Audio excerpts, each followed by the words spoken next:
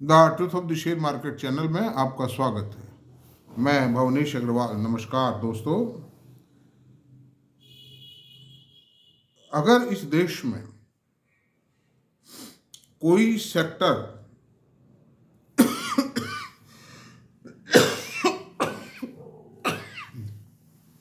कोई सेक्टर अगर तेज गति से प्रोग्रेस करेगा तो उस सेक्टर का नाम अभी बताएंगे आपको कौन सा होगा, और उसके कारण बताएंगे क्यों ग्रोथ होगी उसमें।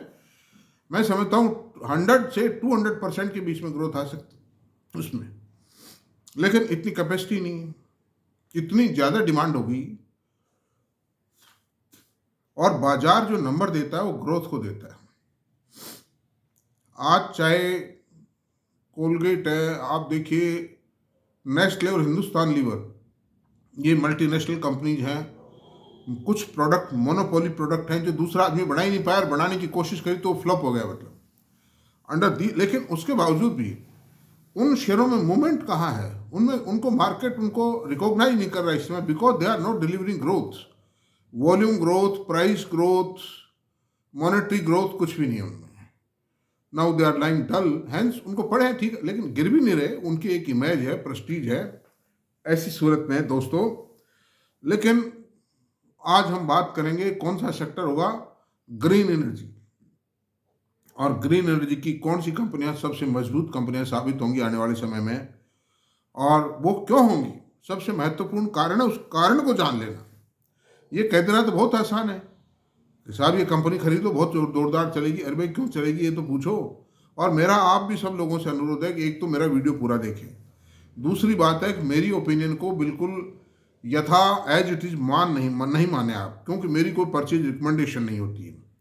उसको मैं जो कुछ फैक्ट्स बताता हूँ, जो कुछ आर्ग्यूमेंट लॉजिक्स देता हूँ, उनके रेफरेंस में आप अपने फाइनेंशियल एडवाइजर से जरूर बात करें, क्योंकि मैं भी तो गलत हो सकता हूँ, मैं भी इंसान हूँ, मेरे कुछ वेस्टेड इंटरेस्ट हो सकते हैं। आज के ज़माने में हो जाए कहीं पर भाई। हालांकि मैं किसी रिटेल इन्वेस्टर को नुकसान नहीं होने देता हूँ, मेरा पूरा प्रयास ही रहता है। बाकी तो शेयर बाजार है, देखिए कुछ भी हो सकता है इसमें। बाकी I try my hard, I make the best efforts to save the interest of the small investor. अब चलते हैं अपन, अब इसमें ग्रीन एनर्जी में भी कौन सा होगा। ग्रीन एनर्जी में सबसे जो महत्वपूर्ण सेक्टर है, जो ब्राइट सेक्टर है, वो है सोलर पैनल्स का। सोलर इलेक्ट्रिक जनरेशन में सबसे ज़्यादा इन्वेस्टमेंट होने जा रहा है। अभी मैं आपको उदाहरण दूंगा, बाकायदा डिटेल्स देता हूँ। राजस्थान के अंदर 35 लाख करोड़ रुपए के मीमो ऑफ अंडरस्टैंडिंग हुए, एमओयू हुए हैं, डिफरेंट ग्रुप्स, डिफरेंट इंडस्ट्रीज के साथ में, कुछ फॉरेन इन्वेस्टर्स के साथ में।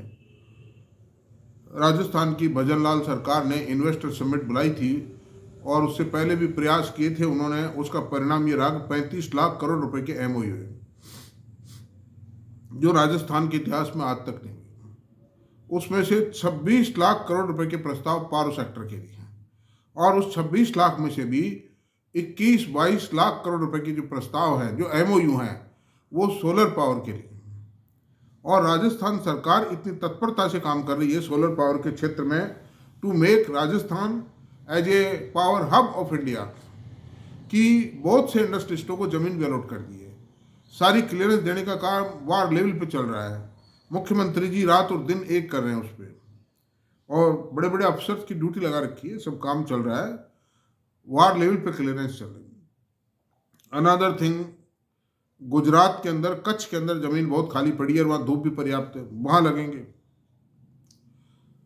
आंध्रा में मोदी जी 2 लाख करोड़ रुपए की योजनाओं का उद्घाटन करके आए, उसमें सबसे बड़ा इन्वेस्टमेंट सोलर पावर है। चेन्नई, उत्तर प्रदेश, महाराष्ट्र, इनमें ज़बरदस्त प्लांट लगेंगे। और मैं समझता हूँ मोतीलाल ओसवाल का एक स्टेटमेंट आया था कि 30 लाख करोड़ रुपए का इन्वेस्टमेंट ग्रीन एनर्जी में होगा, लेकिन वो एस्टिमेट भी पिट गया। ये हो सकता है कि उन्होंने कहा था 5 साल के अंदर होगा, तो ये बात सही हो सकती है। 5 साल में 30 लाख भी हो जाए तो बहुत बड़ी बात है। बाकी अगले 10 साल के अंदर अंदर सोलर पावर सेक्टर में अच्छा, घरों पर बिजली लगेगी, होटल्स पे लगेगी, और आपके खेतों पर लगेगी, दुनिया भर जगह जगह लगेगी। Under these circumstances power sector में कम से कम अगले 10 साल में 50 लाख करोड़ रुपए का इन्वेस्टमेंट होगा।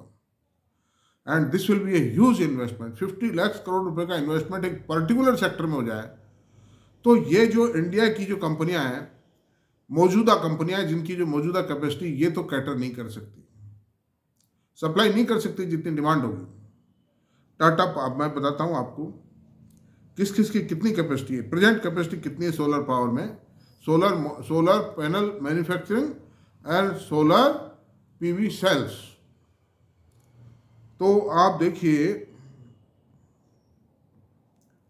कि वारी एनर्जी की 13,120 मेगावाट की कैपेसिटी इंडिया में है मतलब, और 6,000 मेगावाट की कैपेसिटी का एक प्लांट ये उड़ीसा में लगा रहे हैं। अब दूसरा चलते हैं, प्रीमियर एनर्जी का 4,000 मेगावाट का एक प्लांट, 2 प्लांट है इनकी। तीसरी बात करते हैं, टाटा पावर का 4600 मेगावाट का प्लांट है, 4600 मेगावाट। स्टर्लिंग एंड विल्सन जो शपूरजी पिलोंजी की है, उसके अंदर मैं समझता हूँ करीब 1700 मेगावाट की कैपेसिटी है, और केपीआई ग्रीन की कैपेसिटी 1000 मेगावाट की है। ये company KPI green has given high reward, historical best reward has been given by during the last 2 years।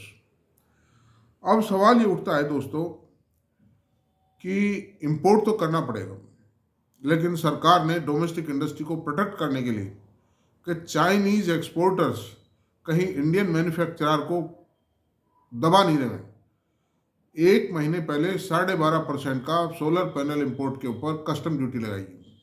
The anti dumping duty has been imposed by the government at the rate of 12.5% during the last month.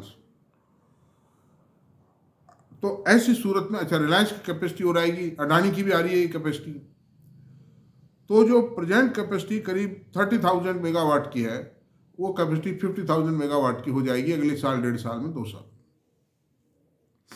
तो 50,000 megawatt is also not sufficient to cater to the demand of the Indian solar power manufacturers. इतने plant लगेंगे, इतनी demand है कि आप आश्चर्य कर सकते। मेरे ख्याल हिंदुस्तान के इतिहास में इतनी बड़ी डिमांड किसी भी प्रोडक्ट की कभी नहीं आएगी, जो आने वाली है भी, अभी भी है और आ भी रही है। मैं तो हर 2-4 दिन में पढ़ता हूँ वारी एनर्जी को ये इतने मेगावाट सोलर पैनल सप्लाई का ऑर्डर मिला, इतने वाट का मिला, इतने वाट किलो वाट का मिला, ये पढ़ता ही रहता हूँ मैं तो। और वारी एनर्जी ने 700 करोड़ रुपए में एक कंपनी और खरीदी है जो सोलर पावर मैन्युफैक्चरर है और विदेशी कंपनी है, उसमें 100% उनका शेयर खरीद लिया है मतलब। तो ऐसी सूरत में ये एक वो लाइन है जो इतनी तेज गति से दौड़ेगा, जिस लाइन की रफ्तार को, या हॉर्स समझिए, it is a black horse to run with a unexpected speed. अब मैं आपसे कहता हूं कि वारी एनर्जी का एक ही कंपनी पे चर्चा कर लेते हैं। छोटी सी चर्चा ही बहुत जरूरी है, क्योंकि बहुत ज़्यादा डाटा जब भी आए नहीं है इनके, अभी नई कंपनियां ये सब।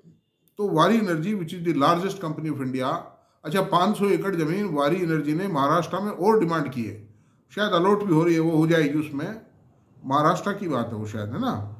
अच्छा अब आप देखिए, मैं आपसे बताता हूँ वारी एनर्जी की के डाटा इस पर विचार कर लेते हैं।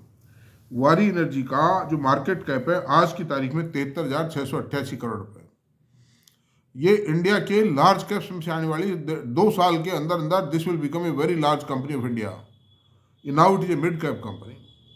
प्राइस अर्निंग रेशियो 74 है, इसकी आप चिंता ना करें, क्योंकि प्राइस अर्निंग 74 है ही नहीं मतलब वास्तव में। अगर आने वाले करंट ईयर की बचे 2 क्वार्टर की पीएस या अगले साल 1 साल की जोड़ देंगे तो पी रेशियो मुश्किल से बनेगा 40 का। कारण क्या है कि ये ईपीएस जो है ना, ये ईपीएस सन 24 के रिजल्ट्स पर आधारित है। ये जो पी रेशियो 24 के आधार है या टीटीएम पर आधारित है, लेकिन इसकी ईपीएस करंट ईयर में चालू वित्त वर्ष में 60 रुपए के आसपास आ रही। तो 60 का आप डिवाइड कीजिए, इसका रेट है 2500 रुपये, 2500 अपॉन 60, इसका एक्चुअली पी रेशो आता है 41.66। और ये पी रेशो इतना ही रहेगा या इससे भी बढ़ सकता है, पी रेशो भी बढ़ सकता है इसका। और क्योंकि ग्रोथ आएगी दो डबल बेनिफिट मिलेगा इसमें, पी रेशो बढ़ेगा and growth will come in the company. 100% से ग्रोथ आएगी और मान लीजिए 60 का पी रेशो ले जाती है, 100% वाले को 60 का पी रेशो देगा ही देगा बाजार। तो आप देखिए इस साल की 60 रुपये ईपीएस है, अगले साल की हम 50% ही ग्रोथ मान लीजिए आप, 90 रुपये आएगी। उसके बाद में 9 के 45, 135 रुपये। अब 135 रुपये को आप 60 से मल्टीप्लाई कर दीजिए, 8,100 रुपये शेयर का भाव होता है अगले 1.5-2 साल के अंदर अंदर। ये it is a perfect calculation. इसमें मुझे नहीं लगता रहा कि मेरी कोई रिकमेंडेशन नहीं है, मैं तो एक एनालिसिस कर रहा हूँ, फोरकास्ट कर रहा हूँ। फोरकास्टिंग भी एक रफ एंड टफ कैलकुलेशन के आधार पर बेस्ड है, जो मेरा एक्सपीरियंस है, जो दिखाई दे रहा है मुझे उस हिसाब से। बाकी आप खरीदें तो अपने फाइनेंशियल एडवाइजर से बात करके खरीदें। तो आज 2500 का शेयर अगर 2 साल के अंदर 8100 हो गया तो 3.5 गुना हो गया भाई, 3.25 गुना हो गया। ये तो ऐसी सूरत में दोस्तों मैं नहीं समझता कि ये कोई पीछे रहने वाली चीज़ है। और ये इतना कैपेबल कॉम्पिटेंट मैनेजमेंट है कि प्रोजेक्ट पर प्रोजेक्ट लाए जा रहे हैं। रिलायंस का मेन कॉम्पिटिटर होगा ये, रिलायंस इनसे कॉम्पिटिट नहीं कर पाएगा बिकॉज इनकी कॉस्ट ऑफ प्रोडक्शन रिलायंस से कम रहेगी, क्योंकि इसके प्रोजेक्ट पहले लग गए।